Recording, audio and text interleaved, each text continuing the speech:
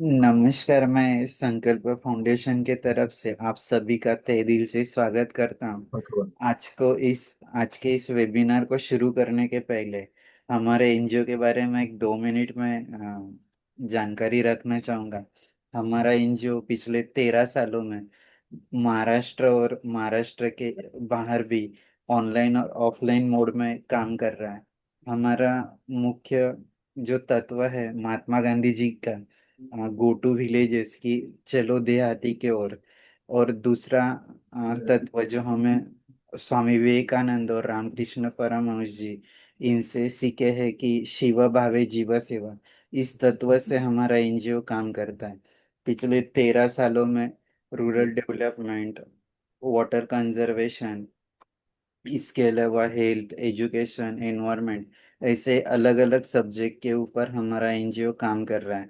और हमारे एनजीओ को जो सोसाइटी के पीपल है और जो नेचर है उनकी सेवा करने में जो मौका मिलता है, उसके लिए हमें बहुत गर्व महसूस होता है। हमारे एनजीओ का एक छोटा सा वीडियो क्लिप मैं यहाँ पर शेयर।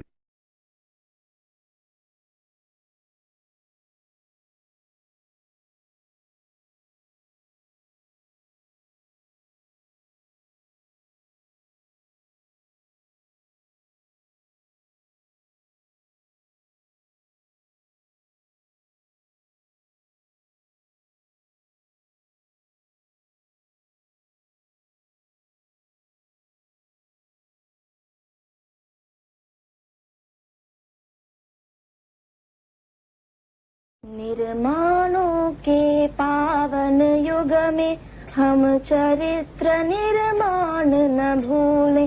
स्वार्थ साधना की आंधी में वसुधा का कल्याण न भूलें। माना अगम गाध सिंधु है, संघर्षों का पार नहीं है, किंतु डूबना मझधारों में साहस को स्वीकार नहीं है। जटिल समस्या सुलझाने को नूतन अनुसंधान न भूले। निर्माणों के पावन युग में हम चरित्र निर्माण न भूले। स्वार्थ साधना की आंधी में वसुधा का कल्याण न भूले। शील विनय आदर्श श्रेष्ठता तार बिना झंकार नहीं है। शिक्षा क्या स्वर साध सकेगी यदि नैतिक आधार नहीं है। कीर्ति कौमुदी की गरिमा में संस्कृति का सम्मान न भूले। निर्माणों के पावन युग में हम चरित्र निर्माण न भूले। स्वार्थ साधना की आंधी में वसुधा का कल्याण न भूले। आविष्कारों की कृतियों में यदि मानव का प्यार नहीं है, सुजनहीन विज्ञान व्यर्थ है। प्राणी का कोरोना समय जब हमारे सारे फिजिकल एक्टिविटी बंद थे, तो हमने अगस्त 2020 में ऑनलाइन वेबिनार सीरीज की शुरुआत की, जिसमें रूरल डेवलपमेंट हो, agriculture practices different type of, जैसे कि नेचुरल फार्मिंग, ऑर्गेनिक फार्मिंग, योगिक फार्मिंग, मिलेट्स फार्मिंग, इस तरीके के जो फार्मर्स है उनको बुलाया ऑनलाइन के माध्यम से और किसानों को उसकी जानकारी देने की कोशिश की। इसके अलावा उस समय कोरोना के समय बहुत सारे लोग जो है टीवी का स्क्रीन हो, मोबाइल का स्क्रीन हो, कंप्यूटर का स्क्रीन हो, उसका इस्तेमाल ज़्यादा कर रहे थे, तो उसके ऊपर कंट्रोल कैसे किए जाए, इसलिए हमने ऑनलाइन के माध्यम से पेरेंट्स और स्टूडेंट के लिए वर्कशॉप लिया, ताकि वो सारा समय जो स्क्रीन टाइमिंग है वो पॉजिटिवली हो, इसलिए हमने कोशिश की। इसके अलावा हमारे भगवान छत्रपति शिवाजी महाराज, डॉक्टर बाबा साहेब आम्बेडकर, भगवान गौतम बुद्ध, इनके चरित्र के ऊपर भी हमने ऑनलाइन के माध्यम से वेबिनार लिया। इसके अलावा विश्व शांति की ओर, जल सुरक्षा,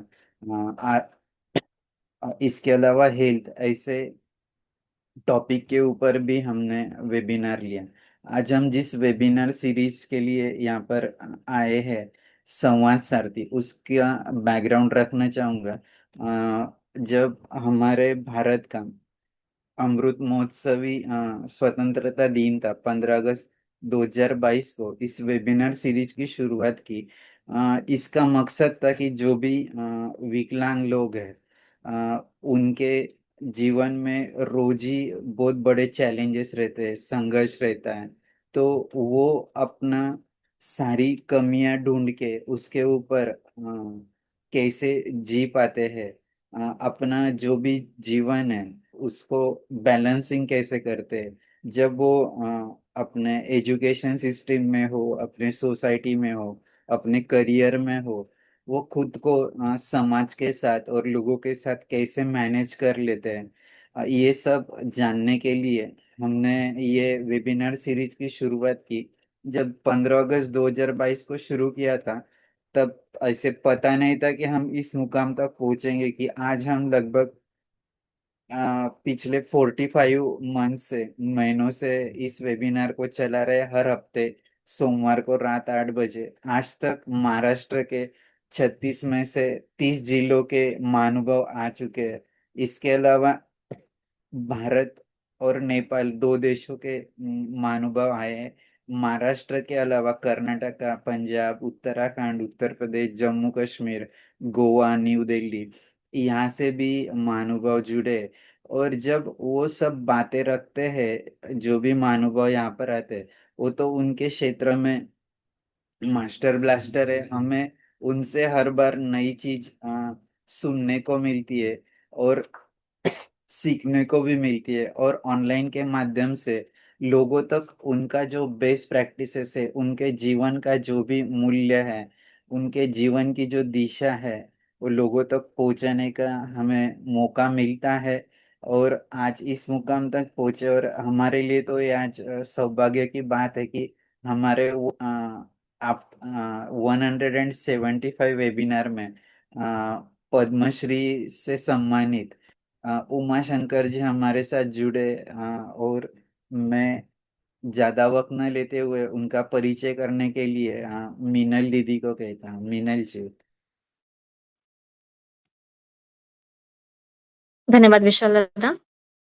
आदरणीय अतिथिगण, आज हमें एक अत्यंत प्रेरणादायी व्यक्तित्व का स्वागत करने का सौभाग्य प्राप्त हुआ है।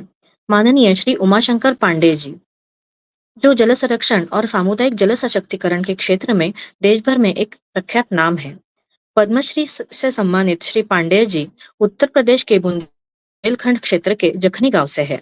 उन्होंने पारंपरिक जल संरक्षण पद्धति खेत पर मेड़, मेड़ पर पेड़ को पुनर्जीवित करके एक जन आंदोलन का रूप दिया, जिससे सैकड़ों गांव जलग्राम में परिवर्तित हुए और लाखों किसानों को लाभ मिला। उनके उल्लेखनीय योगदान के लिए उन्हें जल शक्ति मंत्रालय द्वारा राष्ट्रीय जल योद्धा सम्मान, उत्तर प्रदेश सरकार द्वारा राज्य स्तरीय सम्मान तथा वर्ल्ड बुक ऑफ रिकॉर्ड्स संत विनोबा सम्मान, जल प्रहरी सम्मान और द वाटर डाइजेस्ट अवार्ड सहित कई प्रतिष्ठित राष्ट्रीय एवं अंतर्राष्ट्रीय सम्मानों से सम्मानित किया गया है। वे भारत सरकार की विभिन्न महत्वपूर्ण समितियों जैसे दीनदयाल शोध संस्थान की प्रबंध समिति, प्राकृतिक खेती mission, national water award jury तथा गंगा संरक्षण एवं जल संरक्षण से जुड़ी कई राष्ट्रीय समितियों के सदस्य भी है। पानी की पाठशाला, अटल भूजल यात्रा और जलकोष यात्रा जैसे अभियानों के माध्यम से उन्होंने लाखों छात्रों, किसानों और नागरिकों को जल संरक्षण के लिए प्रेरित किया है। शारीरिक चुनौतियों के बावजूद उन्होंने कभी हार नहीं मानी और सामुदायिक सहभागिता से जल संरक्षण को एक राष्ट्रीय आंदोलन का रूप दिया है। आइए हम सब मिलकर उनका हार्दिक स्वागत करें और उनके प्रेरणादायी विचारों से लाभान्वित हो। धन्यवाद। धन्यवाद मीनल दीदी। मैं आ, सभी हमारे श्रोतागण है उनका फिर से स्वागत करता हूँ। और आज के हमारे अतिथि माननीय पद्मश्री सम्मानित उमा शंकर पांडे जी, आपका बहुत बहुत स्वागत करते हैं।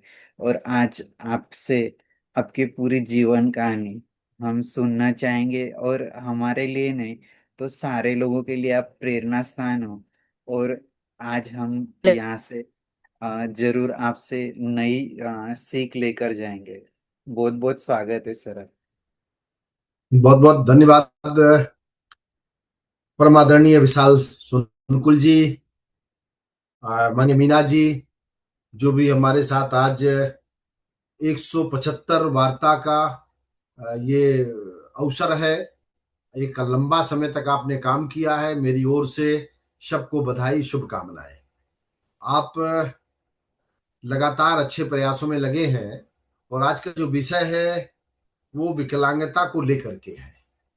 तो मैं जो जो मेरी काम करने की पहचान जहां से हुई, मैं स्वयं अस्थि विकलांगता मुझे प्रभावित की थी, लेकिन मेरे मनोबल के धनी होने के नाते माता जी मेरी मेरे साथ थी और मेरी विकलांगता ने मुझे किसी कार्य में बाधा उत्पन्न नहीं की है। तो मुझे लगता है कि आज का जो संकल्प फाउंडेशन की तरफ से आपने मुझे आमंत्रित किया, उसके लिए मैं धन्यवाद देता हूं और जो भी हम सबको सुन रहे हैं उनके प्रति भी कृतज्ञता का भाव ज्ञापित करता हूं। जैसा कि आप जानते हैं, संपूर्ण भारत में जो दिव्यांगों की संख्या है वो किसी न किसी रूप में इतनी बड़ी संख्या है कि कई देशों की इतनी आबादी नहीं है।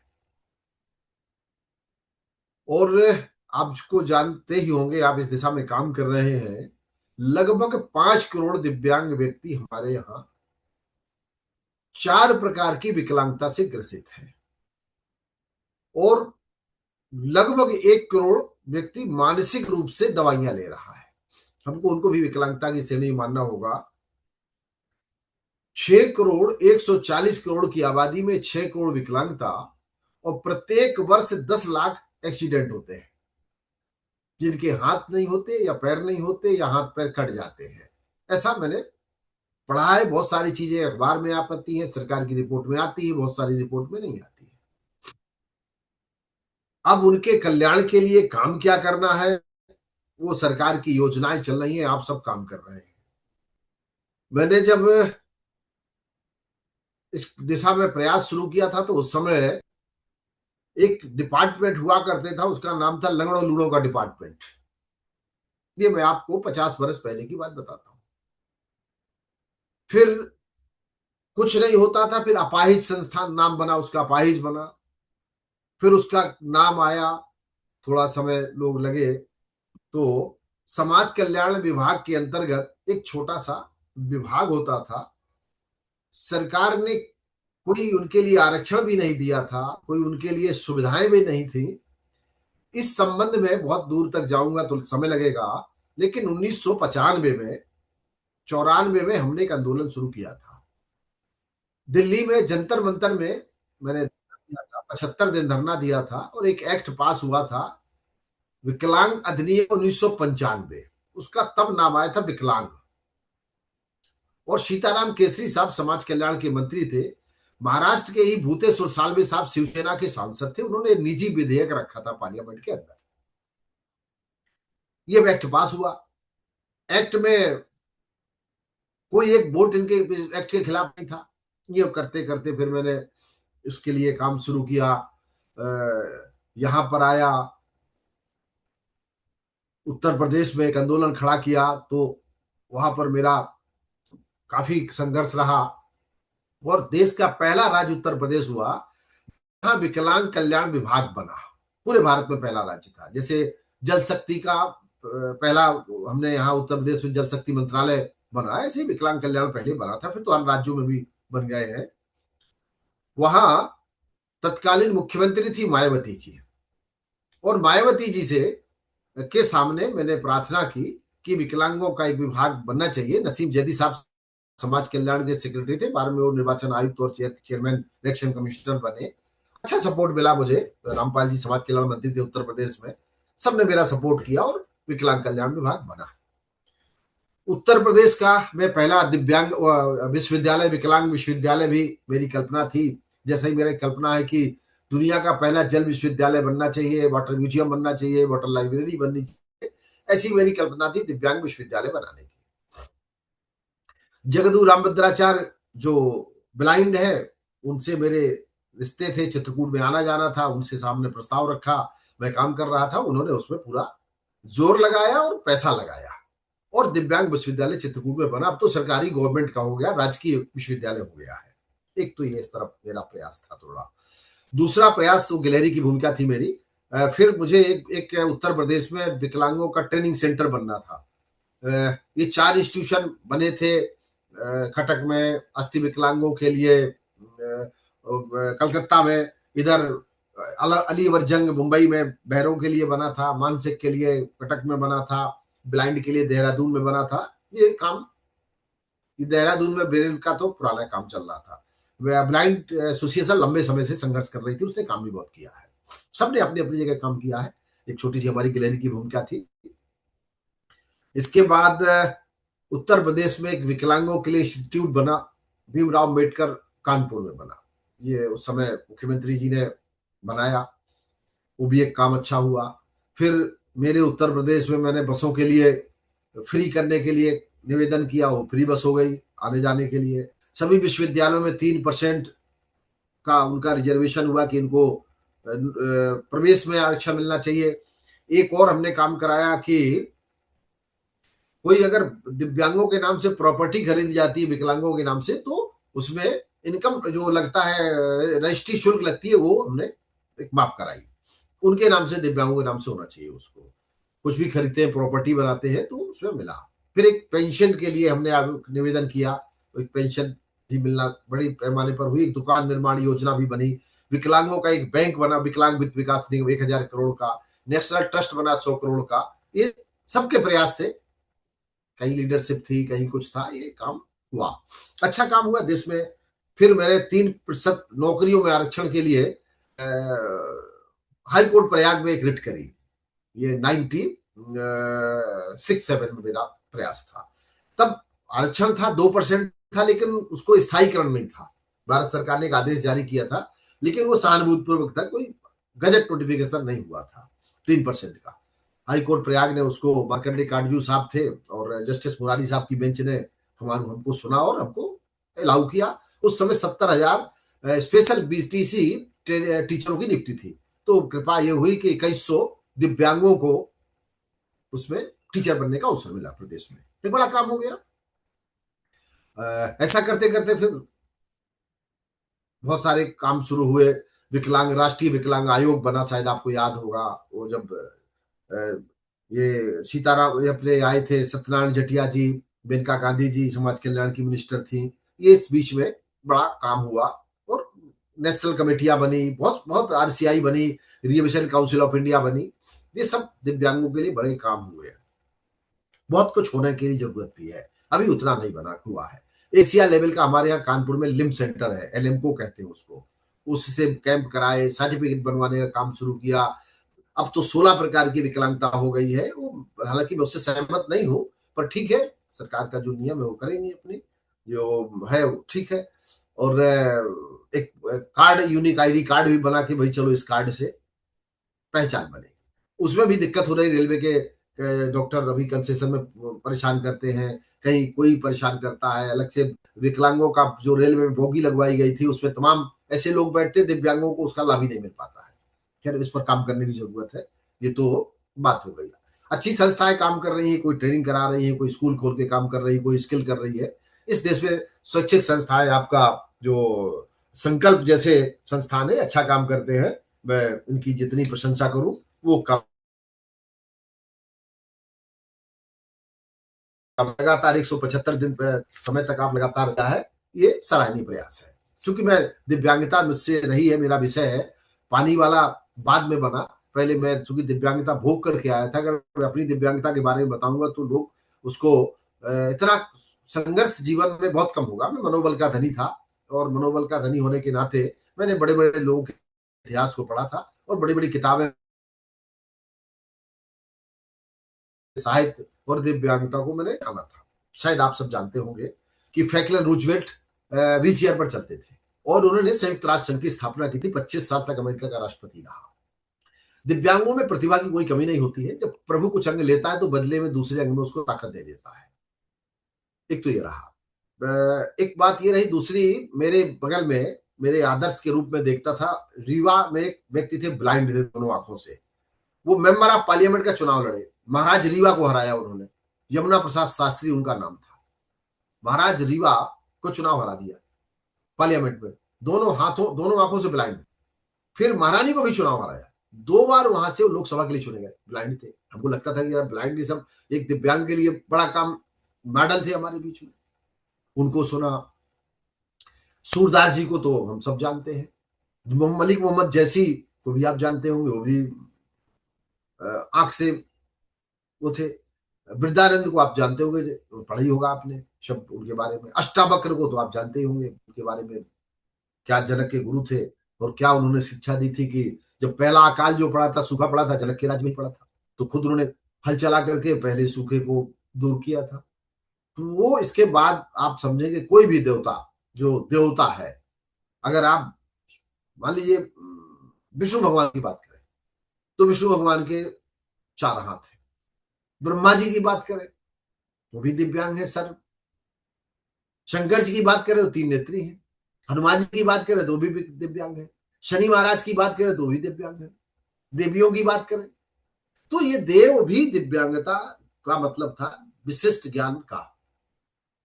और मैंने हैंडीकैप की जगह जरूर कहा था कि हैंडीकैप, हैंड माने हाथ, कैप माने टोपी, बेकारी, ये हटाओ। डिसेबिलिटी, जो स्वयं में एबिलिटी नहीं है, डिसेबिलिटी, इसको मैंने कहा था शब्द ठीक नहीं। तो कई बार ऐसी स्थिति आई, सांसदों से कहने का मौका लगा। एक समय के बाद फिर मैं विनोबा जी का चूंकि मानने वाला था, विनोबा जी मेरे आदर्श गुरु हैं। मेरे परिवार में भूदान का, मेरे पिताजी बाबा जी, उनको फोर फादर को स्वतंत्रता संग्राम में फांसी हुई, तो हम लोग जुड़े रहे। तो मेरा मानना था, विनोबा जी कहते थे एक काम को एक समय तक छोड़ के और छोड़ दो उसको, क्योंकि समाज की जिम्मेदारी बनती है कि समाज अपना काम करे, उस पर आप लगे मत रहो। इसलिए मैंने कोई संस्था ना बना के, कोई एनजीओ ना बना के, कोई अनुदान ना लेकर के उसको खड़ा रखा है। अब प्रश्न ये उठता है कि मैंने जो आपके सामने निवेदन किया कि अब दिव्यांगों को दुनिया के रास्ते खुल गए हैं, दुनिया में रास्ते खुल गए, कोई ऐसा नहीं है। अब उनको पढ़ने के लिए, मेरे चित्रकूट मंडल के कमिश्नर प्रेजेंट टाइम में दोनों आंखों से ब्लाइंड है। अजीत कुमार सिंह नाम है, हरियाणा के रहने वाले, यूपी कैडर के अफसर है। तमाम जानता हूं, मध्य प्रदेश में एक सीओ है, वो भी ब्लाइंड है। सुधाराम चंद्रन का तो सबने सुना होगा। जयपाल रेड्डी साहब केंद्र में मंत्री थे, वैसाखी से चलते थे, क्रचेज लेकर के चलते थे। सतीश गुजराल, इंद्र कुमार गुजराल जी के भाई थे, बड़े चित्रकार थे, लेकिन सुन नहीं सकते थे। तो बहुत सारे लोगों से मुझे मिलने का मौका मिला और देश के अद्भुत चित्रकारों से मिलने का मौका मिला। ऐसे प्रोफेसर से मिला, हॉकिन स्टीफन का नाम सबने सुना होगा। तो ऐसे बड़े बड़े वैज्ञानिकों से मिलने का मौका मिला, बड़े बड़े विद्वानों से मिलने का मौका मिला, जिनकी जो कहावत है, मेरी मां कहा करती थी कि पंखों से उड़ान नहीं होती, हौसले से उड़ान होती है। कौन कहता है कि आकाश में कोहरा घना है? ये व्यक्तिगत किसी की आलोचना है। अगर आप, कौन कहता कि आकाश में सुराग नहीं हो सकता? एक पत्थर तो हिम्मत से उछालो यारो, कुछ तो करो। लेकिन हाँ, आपको संघर्ष करना होगा। मेरी जब बैठता था, व्हील चेयर में बैठता था, चल नहीं सकता था, तो मेरे परिवार में पहला व्यक्ति था जो विकलांग हुआ। तो एक मेरे बगल में चाचा जी रिश्ते में लगते थे, वो रहा करते थे, तो मेरी माँ से कहते थे कि इसको सुबह मत बैठाला करो, इसको दर्शन करते दिन खराब हो जाता है, लंगड़े लूलों को सुबह दर्शन नहीं करना चाहिए। मेरी माँ, बुरा लगता था। माँ के लिए तो, माँ और पिता से बड़ा तो इस सृष्टि में कोई नहीं है। जो स्वयं गीले में सोती है, सूखे में सुलाती है, भूखे रहकर भोजन देती है, वो माँ होती है। उसका लड़का कैसा भी हो, कुरूप हो, तभी वो काला टीका लगाती है कि मेरे बेटे को नजर ना लगे। फिर उन्होंने 1 आध महीने बाद कहा कि अगर इसको यहीं बैठा लोगी तो मैं उसको ट्रेन में बैठा दूंगा और ये बनारस दिल्ली में बनारस में और इलाहाबाद में जाके भीख मांगेगा। तो फिर मेरी माँ को क्रोध आ गया। उसने कहा मैं अपने बेटे को ऐसा बनाऊंगी, जब ये आएगा तो लोग इससे उद्घाटन कराएंगे और जहां इसके जूते उतर जाएंगे, इसके बाद कोई इस गांव का आदमी आगे नहीं जा पाएगा। मैं अपने लड़के को ताकतवर बनाऊंगा। आज ईश्वर की कृपा है कि मैं सारे दिन में लगभग चौथा, आज अभी मैं संबोधन है मेरा, लगातार कल अभी दूरदर्शन के साथ बात करूंगा, सांसद टीवी के साथ बात करूंगा, दिल्ली में हूँ, बहुत सारे कार्यक्रम मेरे अगले 6 महीने तक के लगे हैं। 300 से ज्यादा विश्वविद्यालय, IIT, IIM में मैंने लेक्चर दिए हैं। पानी का तो पूरे देश में यूपीएससी की तैयारी करने वाले लड़के मेरा सब्जेक्ट पढ़ते हैं। तो पूरे देश भर में, अगर देश के बाहर भी अगर टेक्नोलॉजी जानी जाती है, जो मैं वाटर इंजीनियरिंग जानता हूँ, ट्रेडिशनल वाटर इंजीनियरिंग जानता हूँ, वाटर फॉर वार जो होने वाला है दुनिया के अंदर जो चल रहा है, ट्रेडिशनल जो टेक्नोलॉजी है वाटर की, पहाड़ के ऊपर तालाब बनाने, कुआं बनाने की, मेघ मल्हार जैसे विषयों पर, जल विद्या जो कृष्ण भगवान जानते थे, हनुमान जी जानते थे, उस पर, पेड़ों पर जो के बरगद के नीचे अगर 5 लाख लीटर पानी रहता है, इमली के नीचे कितना पानी है, महुए के, तो उस पर काम कर रहा हूँ। जल साहित्य दुनिया का जो है उसके बारे में काम करने में लगा हूँ, ढूंढ रहा हूँ, पूरे पूरे दुनिया भर का जल साहित्य ढूंढ रहा हूँ, वाटर म्यूजियम काम पर लगा हूँ, वाटर लाइब्रेरी काम पे लगा हूँ, वाटर विश्वविद्यालय, वाटर यूनिवर्सिटी बनाने के काम पर लगा हूँ। तो ये जो मेरा आपसे मानना था, और मैं ये बात कह सकता था कि अभी मेरे वहां क्या हुआ, 98 की बात है, नहीं नहीं 2007 की बात है। 2007 में इलेक्शन होना था, तो रैंप नहीं थे दिव्यांगों के लिए, वोट डालने में दिक्कत होती, व्हीलचेयर नहीं जा सकती थी। तो मैंने एक रिट करी हाईकोर्ट इलाहाबाद में कि साहब, एक वोट से माननीय अटल जी की सरकार गिर गई थी, और दिव्यांगों का वोट उत्तर प्रदेश में लाखों की संख्या में है, आप हमको रैंप बनवाइए और हम वोट मत स्थल तक जाएंगे। उत्तर प्रदेश के एडवोकेट जनरल थे, एक आदमी साहब थे, तो उन्होंने मना किया कि इतनी जल्दी नहीं हो सकता। मैं, न्यायालय ने मुझे वो सपोर्ट किया, न्यायालय न्याय देता है, आज भी भारत का न्यायालय माननीय है। माननीय जज साहब ने कहा कि क्या जरूरत है कि अभी तुरंत चुनाव कराया जाए, दिव्यांगों के जब तक हर बूथ पर उत्तर प्रदेश में रैंप नहीं बन जाता, तब तक चुनाव कराने की कोई जरूरत नहीं। और मेरी बात मान करके पूरे प्रदेश में रैंप बनाए गए। वो पहली सफलता थी। जब मैंने कराया था, 70,000 वैकेंसी में स्टे कराया कि जब तक विकलांगों को 3% का आरक्षण नहीं मिलेगा, कोई वैकेंसी उत्तर प्रदेश में नहीं होगी। तो ये दो सफलता थी मेरे सामने। दिव्यांग विश्वविद्यालय बना, तो वहां से 2,000 बच्चे हमारे लगभग टीचर हो गए हैं, तमाम हजारों लड़के नौकरियों में जा रहे हैं। बस काम हमारा खत्म हो गया, हम रहे और हमने छोड़ दिया।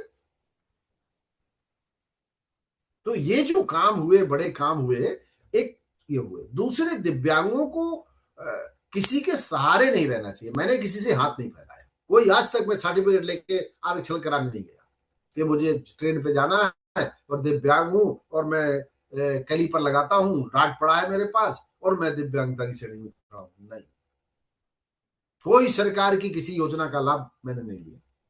गांव में कभी भी कोई मैंने सरकार की किसी योजना का लाभ नहीं लिया। क्या लेना है लाभ? हमें भगवान ने इस लायक बनाया है, हम कर सकते हैं।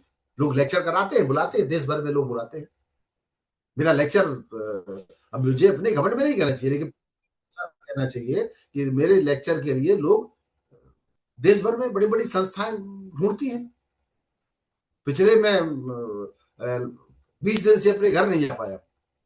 अभी MIT कॉलेज में था, फिर गलगोटिया कॉलेज का चीफ गेस्ट था कन्वोकेशन में, इसके पहले मैं देहरादून में था, फिर इसके पहले मंडला विश्वविद्यालय था, इसके पहले भोपाल में था, इसके पहले क्या कहते हैं आपके रायपुर में था, रांची में था। लगातार मैं बड़ी मुश्किल से, मैंने कहा 5 दिन का समय दो, मुझे घर जाना है और मेरी खेती बाड़ी का भी काम है, उसको देखना है मुझको। तो ये लगातार जब आप काम करते, देश में पहचान बनती है। पर आपको रोना नहीं है, अरे एक अंग ले लिया, ले लिया, उससे क्या चिंता पड़नी है। आत्मबल का धनी बनना है, और इस दिशा में अच्छे काम करने वाले लोग अच्छे मिलते हैं। मुझे तो वो लोग सपोर्ट में मिले, कभी मैं हतोत्साहित नहीं हुआ। नानाजी देशमुख जी का सपोर्ट मिला मुझे, विनोबा जी के दर्शन करने का मौका मिला, मदर टेरेसा जी के दर्शन किए, मनी कैलाश सत्यार्थी जी के दर्शन किए, दलाई लामा जी के मैंने दर्शन किए।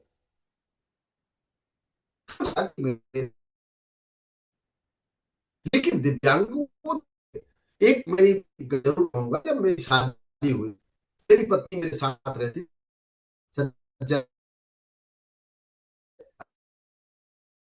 मेरे साथ, पर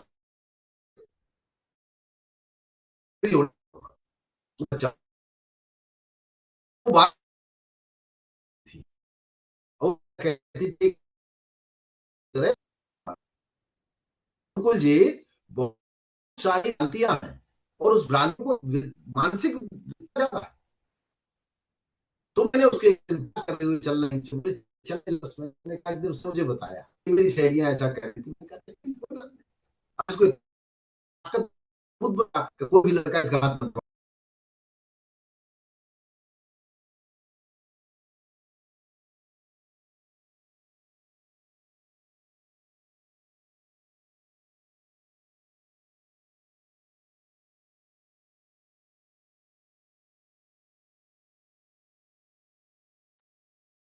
सर आपकी आवाज नहीं आ रही। हेलो। हेलो।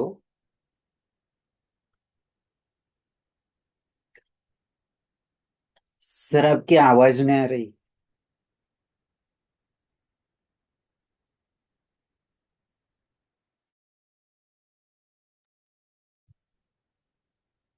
आई थिंक उनका कनेक्शन गया।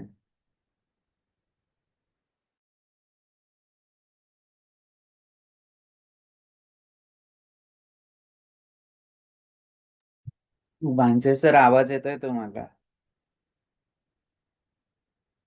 हो सर, मला तर आवाज येऊ राहिला. हा त्यांच्याकडून थोडा इकडे अटकत तुमचा अटकत आवाज आवाज येतो. येतोय. हा त्यांच्याकडे गेला असेल काहीतरी नेटवर्क. हो.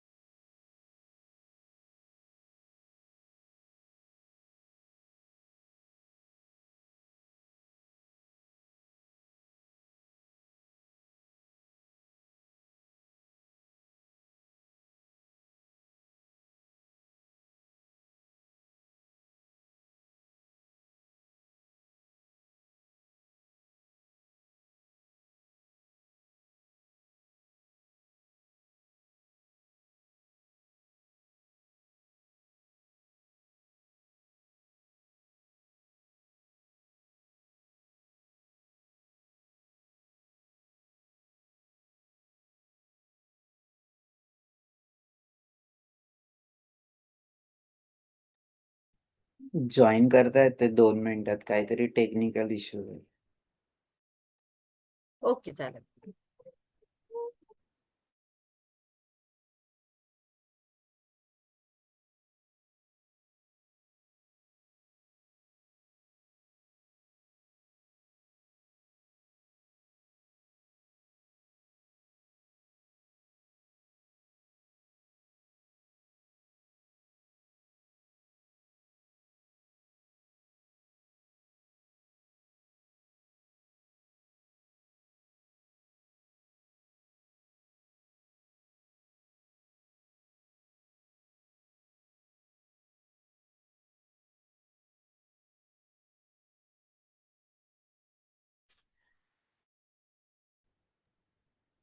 स्वागत है सर आपका.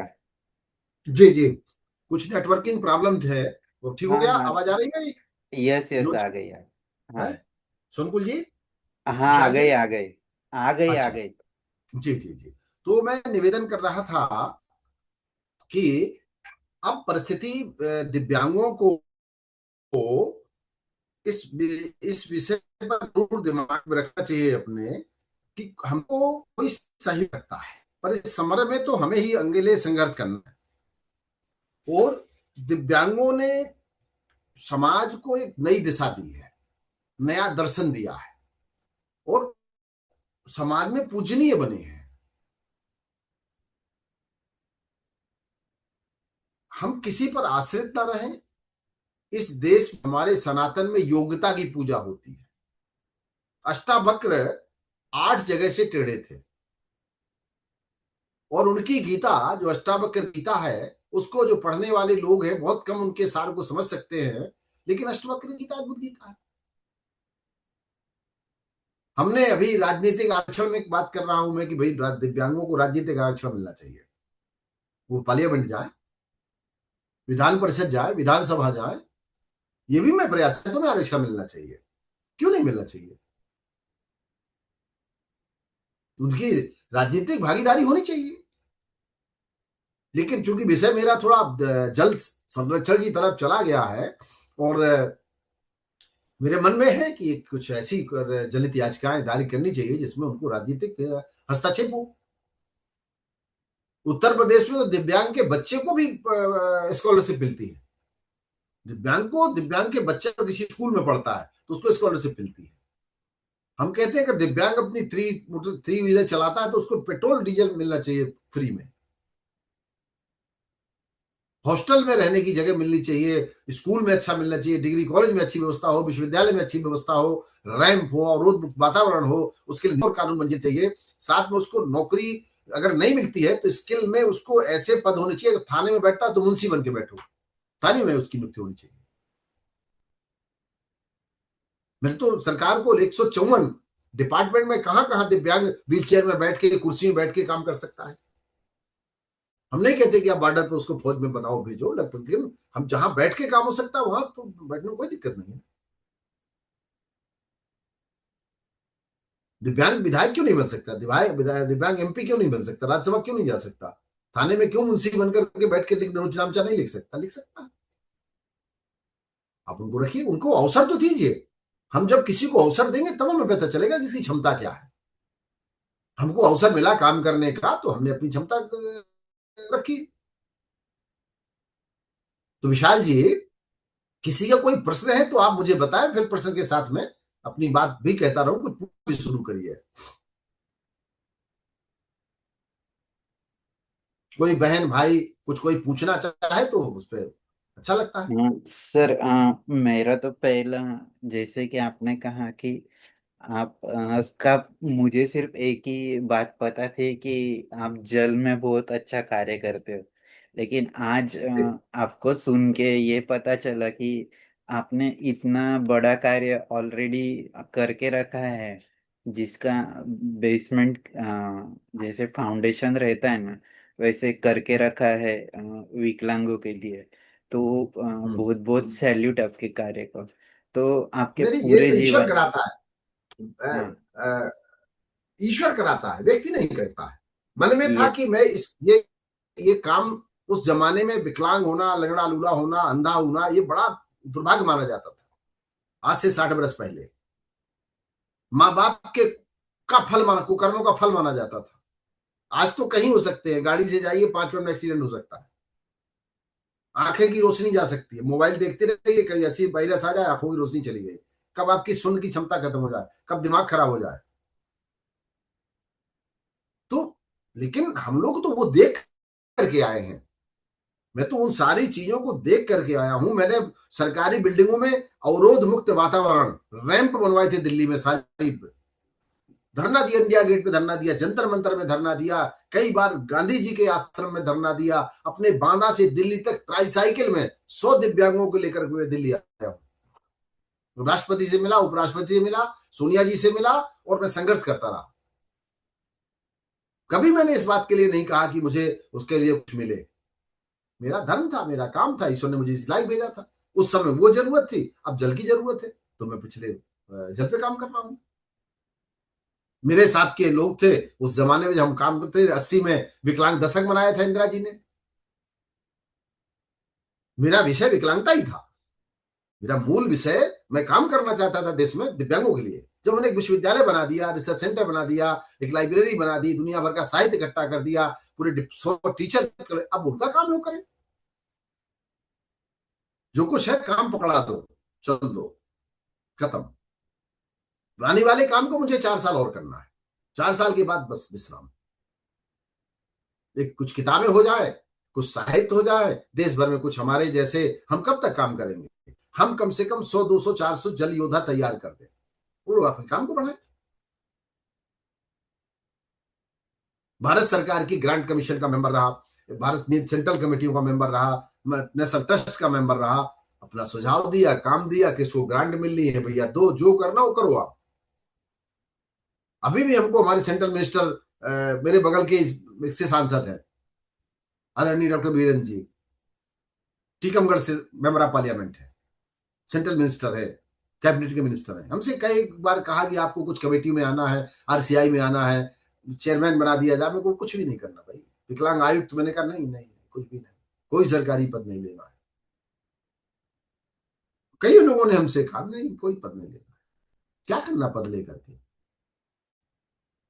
इस देश में तमाम ऐसे लोग जिनका कोई पद नहीं था। गांधी जी के पास कोई पद था क्या? कोई चुनाव लड़े कभी? विनोबा जी के पास कोई पद था? नहीं था। जेपी के पास कोई पद था? नहीं था। हम उनके चेले हैं, विनोबा जी के। तो हम तो राजनीति में इसलिए गए नहीं कभी, न जाना है कभी कि हम कोई, तो 20 साल पहले हम चुनाव जीत गए होते और चुनाव चले गए होते। कुछ लोगों को मेरी मां ने मना किया था, तुम चुनाव मत लड़ना। हम जन आंदोलन खड़ा करें भाई, हम जन के बीच जाए, हम जन आंदोलन खड़ा करके एक मास हमारे साथ चले। हम जब दिल्ली में दिव्यांगों के लिए काम करते तो मेरे साथ 10,000 आदमी खड़ा होता था। लखनऊ, पूरी लखनऊ जाम हो जाती दिव्यांगों को लेकर के। तो विकला, मेरी मिनिस्टर ने मेरे सामने कहा था कि आप, चीफ मिनिस्टर ने कहा था कि आप बताइए क्या करना है। मैंने कहा मुझे एक विकलांग मंत्री दो। तो मेरे बगल से, बांदा से, हमीरपुर के शिवचंद्र राज प्रजापति पहले विकलांग मंत्री होते यूपी के। नेत्राम साहब उसमें आए थे, आईएएस होकर के आए थे।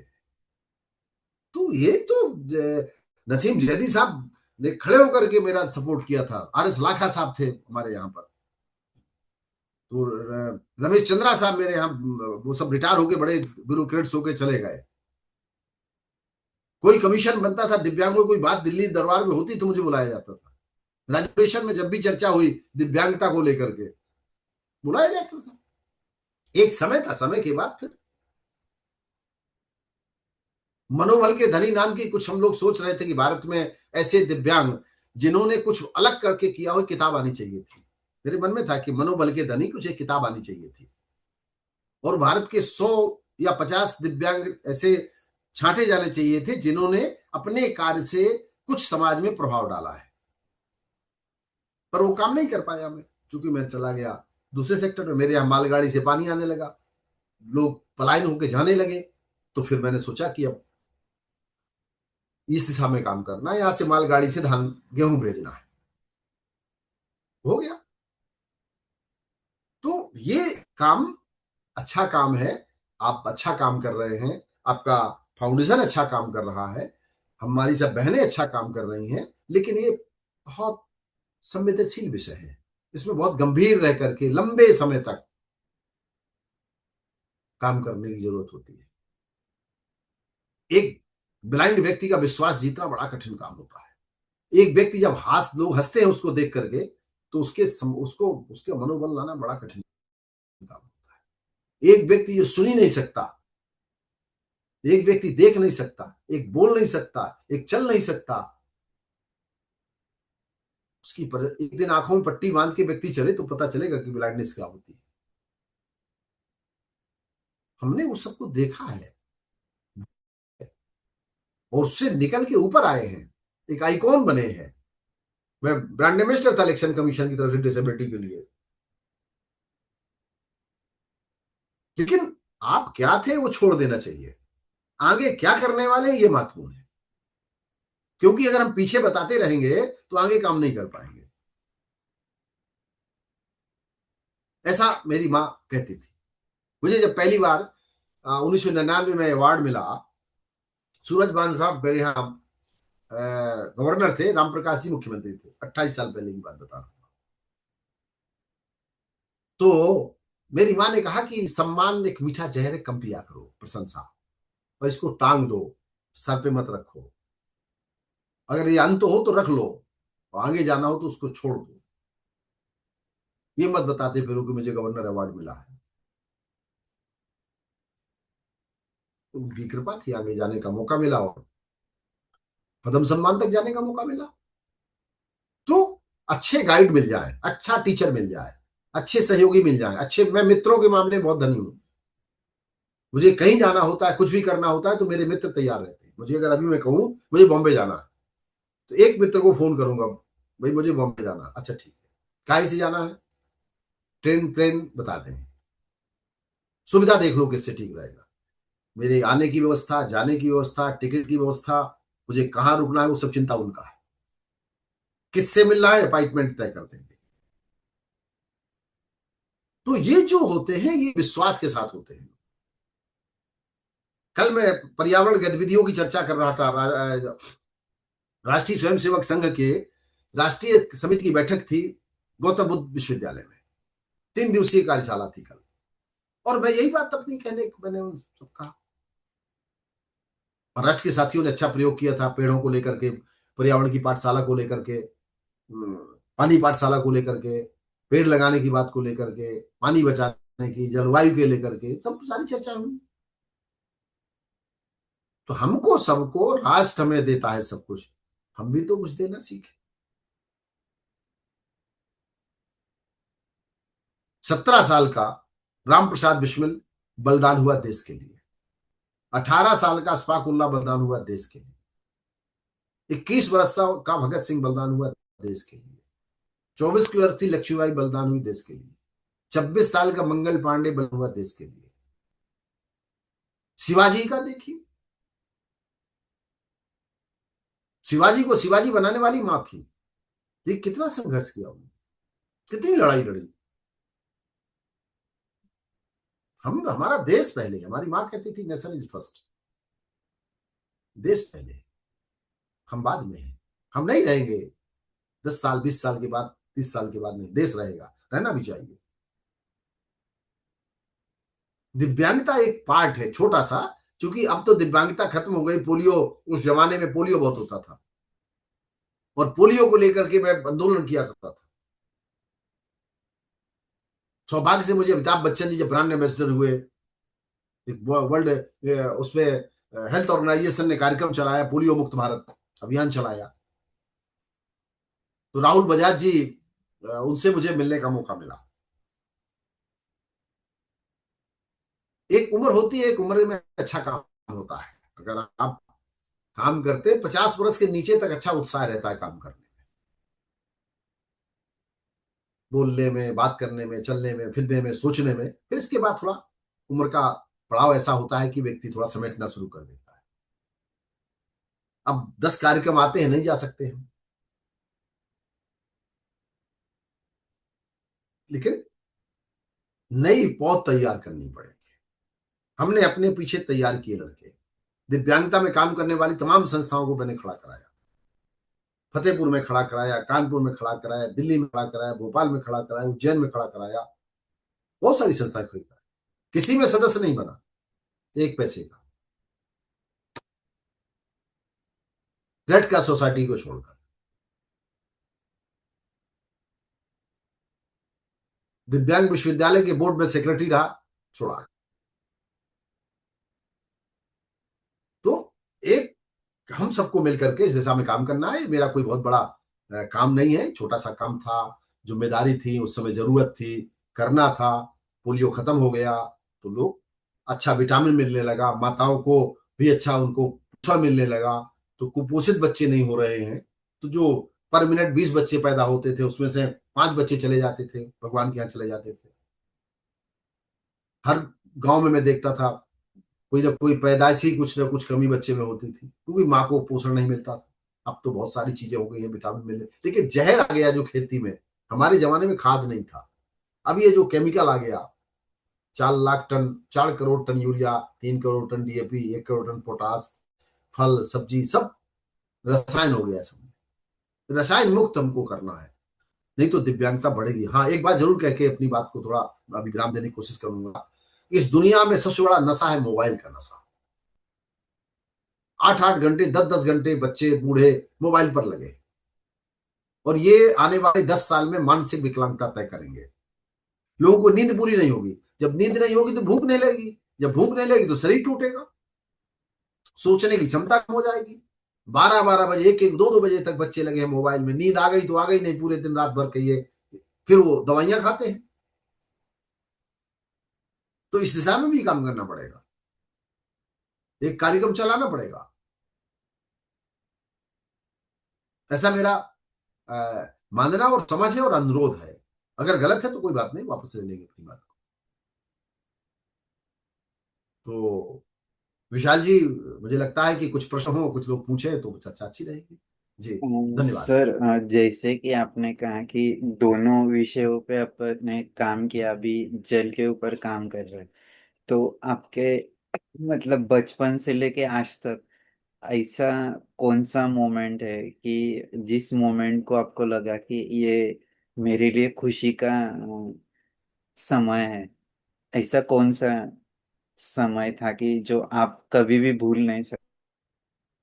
जब मुझको दिव्यांगता के, मैंने प्रदेश का पहला गैर सरकारी विद्यालय बनाया और राज्यपाल ने मान पत्र दिया मुझको,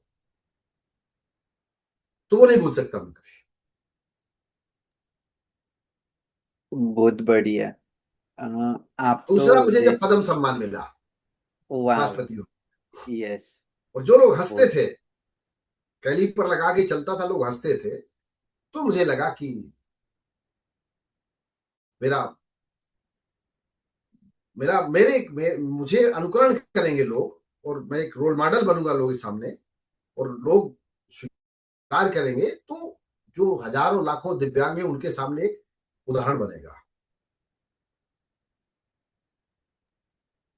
सर, आप तो बहुत पॉजिटिव हो, फिर भी मेरे मन में एक सवाल आता है कि जी। आपके पूरे जीवन के इसमें ऐसा कौन सा दर्दनाक मोमेंट है कि जो एक तो फिजिकली, मेंटली या फिर बाय हार्ट आपको दर्द हुआ होगा, उसके बारे में बताइए।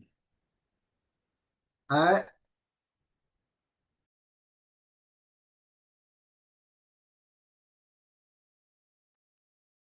सर, आप म्यूट हो गए। हाँ, क्या कह रहे थे आप? प्रश्न आपका मैं सुन नहीं पा रहा था। हाँ, आपके पूरे जीवन में आप तो बहुत पॉजिटिव हो, फिर भी एक मन में सवाल आता है कि ऐसा कौन सा समय था या फिर मोमेंट था कि आपको एक तो फिजिकली या फिर मेंटली या फिर बाय हार्ट किसी ने आपको हर्ट किया होगा, उस से आपको दर्द हुआ होगा, तो उसके बारे में बताइए। ये तो जीवन में कई बार आया है, और ये सबके जीवन में आता है। आपको बहुत लोग मिलेंगे, हर रास्ते पे मिलेंगे ऐसे लोग, वो आपको प्रेरणा देते हैं। निंदक न्यारे राखिए आंगन कुटी छवाए। निंदा करने वाले को आप सामने रखिए, और निंदा से घबराइए नहीं, ये तो रोज का काम है, एक दिन नहीं, रोज का काम है। आप जब काम करते होंगे तो लोग संस्था चलाते हैं, कैसे चलाते हैं, कहाँ से चलाते हैं, कहाँ से पैसा आता है, वो कुछ मदद नहीं करेंगे, आपका उत्साह जरूर गिराएंगे। बहुत मिलता होगा, ये मिलता होगा, वो मिलता होगा, आप दिव्यांगों को लेकर के जाएंगे, वो उसके उसकी चिंता नहीं करिए, रोज होता है मेरे साथ। पहले क्या करते हैं लोग? आपकी आलोचना करेंगे, फिर क्या करेंगे? आपको आपको बदनाम करेंगे, फिर आपको क्या करेंगे? आपको मिलके गिराएंगे, फिर क्या करेंगे? आपको साथ चल के आपको गिराने की कोशिश करेंगे, फिर क्या करेंगे? वो इसके बाद फिर आपको, फिर वो आपके मित्र बन जाएंगे, वहां कहीं ना कहीं आप पर कोई बड़ा आरोप लगाने की कोशिश करेंगे, फिर नहीं मानोगे, तब फिर आपको गुरु मानेंगे। तो पहले क्या होगी? सिद्धि, फिर होगी प्रसिद्धि, फिर आएगी समृद्धि। तो इसलिए उसकी चिंता नहीं करनी चाहिए, हर रास्ते पर आपको मिलेंगे। सबसे सरल काम है निंदा करना, सहयोग करने वाले ढूंढना चाहिए। एक मैं आपको छोटी सी बात बताता हूं। एक चिड़िया थी, वो अपना घोंसला बनाई थी, तालाब के किनारे बनाई थी।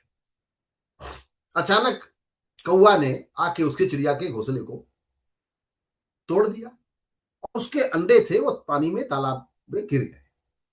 चिड़िया आई, उसने देखा कि अरे कौवा ने मेरा घोंसला तोड़, वो समुद्र के पानी को फेंकने लगी बाहर। कौवा कई चिड़िया का पति आया, उसे क्या कर रही हो? बोले नहीं नहीं, सुझाव नहीं, सहयोग। चलो पानी फेंकते हैं, खाली करेंगे, हम कितने जन्म में करेंगे महत्वपूर्ण नहीं, हम करेंगे। और भी उनके मित्र आए, तो उन्होंने से कहा कि सुझाव नहीं, सहयोग, चलो।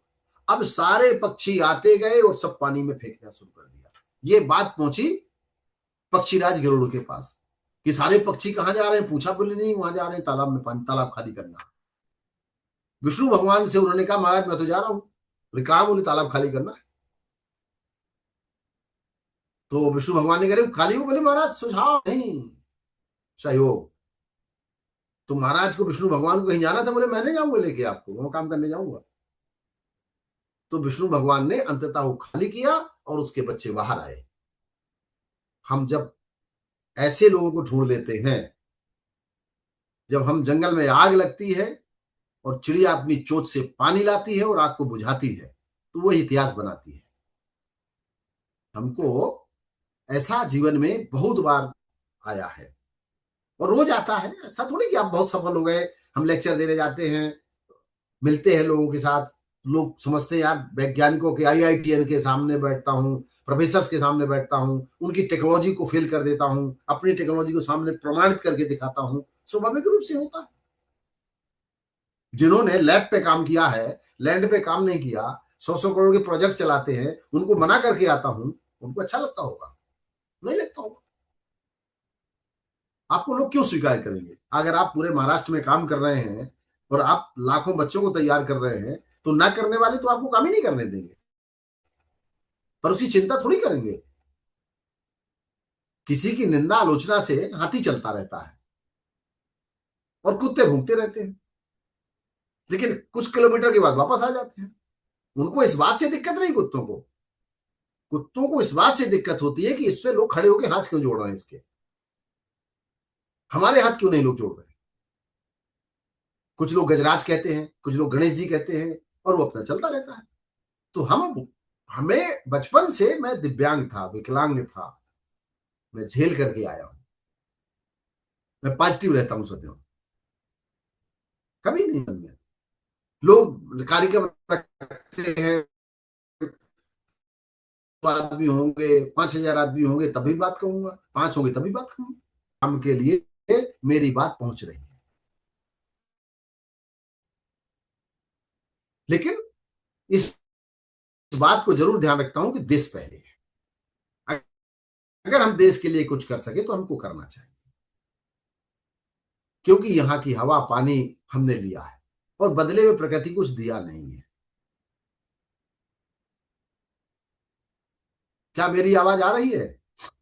यस सर, बहुत ही बढ़िया। और एक बात पूछनी जी थी, जो मेरे मन में है जी। कि जैसे आपने हम्म आपके इसमें कहा कि आपके माँ ने बचपन में ही कहा कि तुझे हम्म यूथ आइकॉन बनना है, हम्म और खुद हम्म खुद का ब्रांड बनवाना है खुद का। तो ये सब हम्म हम्म समझो, जैसे माँ ने कहा आप उस दिशा में लग गए, लेकिन ऐसा कौन सा हम्म मोमेंट था, क्षण था कि जिस क्षण से आपको लगा कि नहीं, मुझे ये स्पार्क मिला और मैं मेरे खुद में अंदर से चेंज होना शुरू हो गया? इसके बारे में बताइए। देखिए, ये मैं आपको ये बता रहा हूं, आपको 82 की बात है। 82 हाँ में हाँ हाँ। मैं छतरपुर मध्य प्रदेश में कलेक्टर थे, मिस्टर के एम चांदी। के एम चांदी साहब कलेक्टर थे। पहली बार मैं कलेक्टर से मिला था 82 में। और जब मैं उनसे मिला तो एक मैं कागज लेकर के गया उनके पास, कुछ दिव्यांगों की बात को लेकर के गया था, और उन्होंने उस पर ऑर्डर कर दिया था। मुझे लगा कि मैं एक गांव का काम करा सकता हूं तो एक देश का भी काम कर सकता हूं। लोग कलेक्टर से मिल नहीं पाते थे। आज से 40 साल पहले, 45 साल पहले कलेक्टर से मिलना बड़ा कठिन था। अब सोशल मीडिया आ गया, मीडिया आ गया, प्रिंट मीडिया आ गया, पॉलिटिकल लोग आ गए, अवेयर हुए, लोग जाग गए। पहले कलेक्टर से मिलना बड़ा कठिन था, बड़े जिलाधीश होता था, अंग्रेज था, ब्यूरोक्रेट्स होता था। तो ये मिलता है। आपकी विचारधारा के काम को लेने के लिए ये जरूरी है कि आप किसी को अपना काम सौंप दें। जरूरी है कि आप लड़के को सौंपे या लड़की को सौंपे। अगर योग्य है तो लड़का लड़की को सौंपे, नहीं है तो कोई चेला बना ले, उसको अपना काम पकड़ा दे। मेरा अपना मानना ये है। मुझे योग्य कोई मिला और मिल रहे हैं लड़के, तो मैं उनको केवल एक ही बात कहता हूं कि इस मेरे जल ज्ञान को आप रखो अपने पास। अगर आपके लड़के में काबिलियत नहीं है, लड़की में काबिलियत नहीं है, लोग आपके काम को नहीं समझ रहे हैं, तो किसी दूसरे को ढूंढो और दो उसको, नहीं तो आपका काम मर जाएगा। आपकी मेहनत 40 साल 50 साल की बेकार हो जाएगी। यहाँ का भारत का ज्ञान क्यों खत्म हो गया? लोगों ने समझा मैं अपने बेटे को दे दूं, अपनी बेटी को दे दूं, अपने परिवार में दे दूं। नहीं नहीं, राष्ट्र परिवार है। किसी वर्ग का लड़का कोई भी हो, किसी भी जाति का हो, धर्म का हो, मजहब का हो, अगर उसमें काबिलियत है और आपके मिशन को पूरा करता है तो ले जाए, उसके साथ खड़े हो जाओ। पैतृक प्रॉपर्टी तुम्हारी है, लेकिन जो दर्शन ज्ञान मुझे देश ने दिया वो मुझे देश का है, वो मैं देश को दूंगा।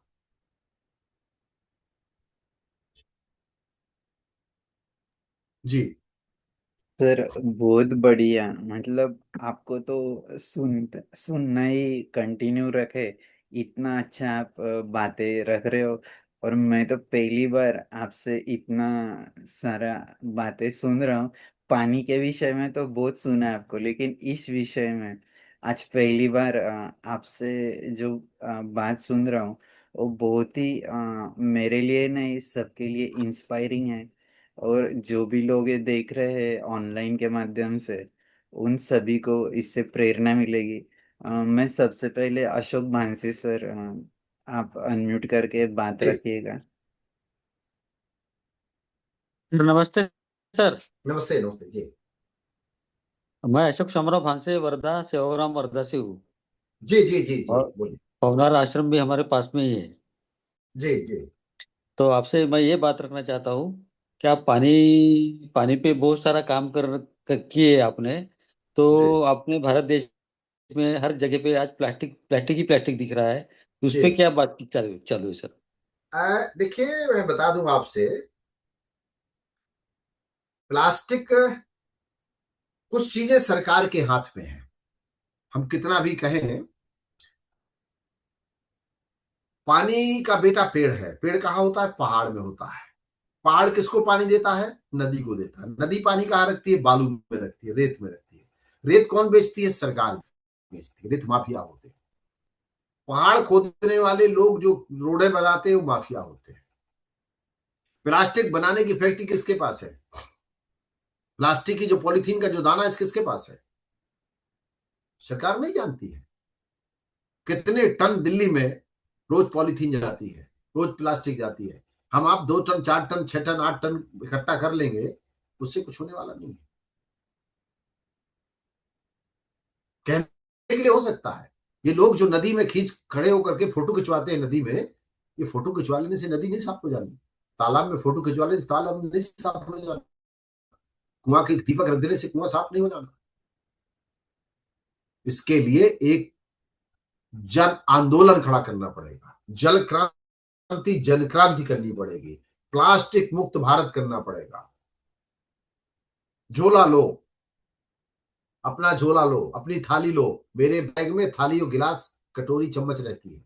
किसी कार्यक्रम समारोह में जाता हूं, अपने झोले से थाली निकालता हूं, अपनी चम्मच निकालता हूं, अपनी कटोरी निकालता हूं, खाता हूं, धो करके अपने झोले में डाल देता हूं। कई लोगों को बुरा लगता है, मैं अपनी थाली धोता हूं, मेरी थाली शुद्ध रहती है। हम जाते हैं बफर से भोजन में खड़े हो गए, एक लाइन से खड़े हैं, थाली धोई नहीं गई, गिलास धोया नहीं गया। किसी समारोह में जाता हूँ, कोई तो मैं जाता नहीं किसी समारोह शादी विवाह में, अगर जाता हूं तो अपना झोला ले जाता हूँ। 2 चीजें मेरे पास झोले में रहती है, एक रिंच रहता है, पुर्जा रहता है, कहीं पानी बहता है तो उसको ठीक कर देता हूँ, टोटी लगा देता हूँ। कोई कुछ करे ना करे, मैं कर रहा हूं। हमको सबको प्लास्टिक से, आप समझिए मेरे यहां कोई प्लास्टिक नहीं आपको मिलेगा। तखत मेरे पास है, बिजली पंखा टीवी कूलर कुछ भी नहीं मेरे पास है। यहां बैठा हूं, ये दूसरे कमरा है जहां बैठा हूं मैं दिल्ली आया हूं, दिल्ली में बैठा हूं अभी, कल सुबह निकल जाऊंगा। तो हम कोई कोई दूसरे से कहे क्रांतिकारी पैदा हो, भगत सिंह पैदा हो, शिवाजी पैदा हो, चंद्रशेखर पैदा हो, बगल वाले पड़ोसी के यहां, मेरे यहां ना हो। हमें खुद से तैयार करना पड़ेगा। हम विश्वविद्यालय में नौकरी करते थे, मेरी माँ ने मुझसे कहा कि तुम चित्रकूट विश्वविद्यालय में नौकरी करते हो, तनख्वाह वहां से लेते हो, काम यहां करते हो, चोरी कर रहे हो। व्यक्तिगत जीवन में चोरी कोई नहीं ईश्वर देखता है। एक डैडी यहां होती है, एक परमात्मा के यहाँ होती है। या तो यहां काम करो या तो वहां काम करो। मैंने कहा तो इस्तीफा दे दूं तो बच्चे क्या खाएंगे? बोले बच्चे तुम पालते हो, परमात्मा पालता है। मैं गया, दूसरे दिन वाइस चांसलर को मैंने इस्तीफा दिया, चला आया। तो माँ जो होती है, कुछ एक व्यक्ति होता है जो आपको आपका आपका अहम वहम दूर करता है।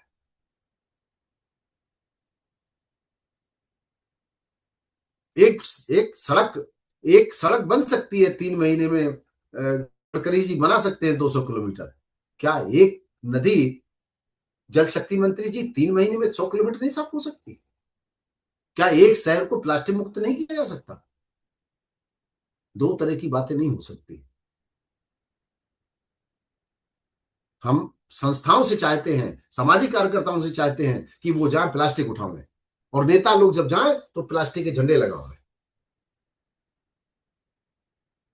ये अपना बैनर प्लास्टिक का, इनका इनका झंडा प्लास्टिक का। चुनाव में कितना ये प्लास्टिक बर्बाद करते हैं, फेंकते हैं सड़कों में। इनके निकलने पर कितना पानी बहाया जाता है, हेलीकॉप्टर जब आता है तो कितना पानी डालते हैं, क्रिकेट जब होती है तो कितने लाख लीटर पानी फेंका जाता है मैदान में। ये आपसे खुल के बात कर रहा हूं, वैसे हम बैठ के बात कर रहे हैं। हम ये बातें मंच पे नहीं कर सकते थे, हमारी मर्यादा है, हम नहीं कह सकते थे ये बातें से। प्लास्टिक प्लास्टिक कहने सर से थोड़ी प्लास्टिक खत्म हो सर जाएगा। एक बात बताना चाहूंगा कि जैसे जी मैं विनोद बोधनकर सर के साथ सागर मित्र अभियान से जुड़ा हूँ, और ये मेरा जी खुद जी, का बैग, ये हम बच्चों को बहुत अच्छा, सिखाते हैं सागर मित्र बहुत अभियान अच्छा। में। बस छोटा क्योंकि सा प्रयास, ऐसे ही प्रयास करें। अभी 80 स्कूलों में लगभग 56,000 बच्चों के साथ हमारे काम शुरू है, और जी इनको एक्टिविटी देते हैं कि ऐसे घर पे खुद का बैग रखना है। और मुझे जी ये जी आदत कैसे लगी, मैं तो घर पे रखता था लेकिन साथ में नहीं लेके जाता था। जी जी एक जी। स्कूल में मैं लेक्चर दिया, एक 10 साल के पहले की बात है। एक बच्चा उठा, कुछ 5th 6th स्टैंडर्ड में पढ़ रहा था। सर आपने तो लेक्चर बहुत बढ़िया दिया, लेकिन आपकी बैग कहाँ पर है? उस दिन से आदत हो गई है, किसी को बात बतानी है तो पहले खुद की बैग सामने रखना है। मैं जो भी मीटिंग में जाता हूँ, कितना भी ट्रैवलिंग करना पड़े, तो मैं मेरे साथ में ये बैग रखता हूँ, ताकि जो हम काम कर रहे हो तो सबको पता होना चाहिए। और मैं नहीं रखूंगा तो दूसरा कैसे रखेगा? तो ये बात हम बच्चों के साथ कर रहे हैं। तो पिछले लगभग 12 सालों में हमारे जलगांव डिस्ट्रिक्ट में 10 टन प्लास्टिक हमारे बच्चों ने सेव किया है। और हमारा रूल है कि हमारे बच्चों को अपने घर के बाहर से उठाने का हमारा परमिशन नहीं है, क्योंकि हमारा संस्कार अहिंसा और स्वच्छता का संस्कार कार्यक्रम है। कोई भी जी प्लास्टिक कलेक्शन का प्रोग्राम नहीं है। तो जी हमें बच्चों को सिखाते हैं। आज आपने विषय जी। छेड़ा इसलिए मैंने दिखाया, नहीं तो हम बस इसके बारे आप, में नहीं ज्यादा जिक्र करते, क्योंकि हम फिजिकली काम करते हैं सारा। तो ये बात बताना था। नहीं, आप बहुत अच्छा काम कर रहे हैं, और ऐसे ही कामों की जरूरत है, हम आपके साथ हैं। हम यस। सब मिलकर के इस दिशा में प्रयास करते हैं। और कोई यस। प्रश्न है किसी का? हाँ, तो इस और समय एक कितने भांसे लोग सर अपने आप, साथ जुड़े हुए हैं इस समय? एक 10 थे, उसमें से अभी 6 लोग ये बचे हैं। जी जी जी जी जी। कल्पना नन्नवरे जी, आरती हिंगमरे। आपको जी कुछ बात रखनी होगी तो अनम्यूट करके बात कीजिए। जी जी।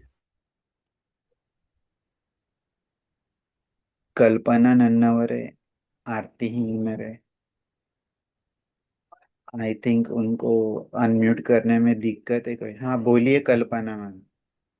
हाँ, नमस्ते सर। नमस्ते। नमस्ते, बोलिए। नमस्ते जी, कल्पना जी बोलिए। सर, वो जो दिव्यांग की जो योजना है, हम्म। उनमें वो 75% के ऊपर से लोगों को गाड़ी मिलती, तो वो 40 25 40 वाले को नहीं मिलती क्या? देखिए क्या है कि जो मोटर पेट्रोल गाड़ी देने की व्यवस्था की गई थी, उसमें यह था कि अगर वो 100% डिसेबिलिटी है या हाँ, 75, तो उसको प्राथमिकता दी जाए। अगर वो कम है तो फिर 40% वाले को भी प्राथमिकता दी जाए, उसको मिलती है, क्यों नहीं मिलती है? नहीं मिलती सर, इधर हमारे वाशिम जिले में तो नहीं मिलती।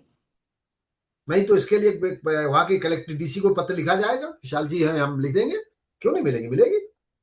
जरूर लिखो सर, क्योंकि हम जो खेड़े पर काम करते हैं, जिनको हाँ काम करना आता है उनको जो मिलती नहीं तो क्या फायदा फिर उस गाड़ी का, जिनको चलना नहीं है, नहीं नहीं जो बिल्कुल काम भी नहीं कर मिलेगा रहे। मिलेगा मिलेगा। हाँ नहीं मिलेगी, बात करेंगे इस संबंध में, बात कर सकते हैं डीसी से जी। हाँ, वाशिम जिले में तो नहीं मिल रही। मैं 2-4 बार ठीक। अर्ज किए लेकिन। ठीक है, नहीं नहीं बात कर, कौन कल्पना सा मैम, डिस्ट्रिक्ट है? हाँ हाँ। जी जी। आप ग्रुप पे डालिए, हम वहाँ पर जो हाँ भी साथी होंगे उनको विशाल जी बताएंगे। किस जिले में है ये? वाशिम डिस्ट्रिक्ट, वाशिम महाराष्ट्र वाशिम कौन सा राज्य। जिला है? हाँ हाँ, वाशिम वाशिम कौन सा जिला है? वाशिम वाशिम। वाशिम वासिम। महाराष्ट्र से। वासिम ठीक है। हाँ। जी जी। ठीक है, धन्यवाद कल्पना जी। जी दूसरा। हम्म, और किसी को बात रखना होगा तो अनम्यूट कीजिए, नहीं तो फिर हम समापन के तरफ जाते हैं। हाँ कल्याण मंत्र शुरू करें। ठीक। यस, 1-2 मिनट में हम समापन के तरफ जाते हैं। मैं पहले तो आपका शुक्रिया तो नहीं अदा करूंगा, लेकिन आपको कि इस संवाद जारी रखने के लिए ज़्यादा से ज़्यादा कोशिश करेंगे। और जैसे कि आपने इतना कीमती समय दिया, आप तो बहुत बिजी रहते हो, फिर भी आपने हमारा रिक्वेस्ट एक्सेप्ट किया नहीं और नहीं यहाँ अच्छा कर काम कर रहे बात हैं रख। आप। व्यस्तता तो रहती है, लेकिन अच्छे काम करते रहने चाहिए। पता नहीं कल क्या हो, लोग कहें कल ही तो बात हुई थी, कोई ठिकाना नहीं जीवन का। यस। इसलिए इसको कभी नहीं सोचना चाहिए, अच्छे काम करते रहना चाहिए, अच्छे काम। यस सर, बहुत तो बहुत अब मुझे शुक्रिया। अनुमति प्रदान करें, क्योंकि मुझे कोई अभी वेट कर रहे हैं। यस यस, एक तो छोटा फिर सा कहते हैं आपके प्रेयर साथ लेके बहुत। हम हाँ हाँ बस समापन कर। कल्याण मंत्र करें। जी या जी जी। सर्वे भवन्तु सुखिनः, सर्वे सन्तु सर्वे भवन्तु निरामयाः, सर्वे सर्वे भद्राणि पश्यन्तु, मा कश्चित् दुःखभाग् भवेत्। ओम शांति शांति शांति। शांति शांति। ओम मैत्री मैत्री मैत्री ही। ओम। बहुत बहुत शुक्रिया सर, हम थैंक यू, बहुत बहुत ऐसे धन्यवाद। संवाद में रहेंगे। मैं आपसे कल बात मिलते करता। रहेंगे। हाँ, यस जी यस। कल। Yes sir, thank you.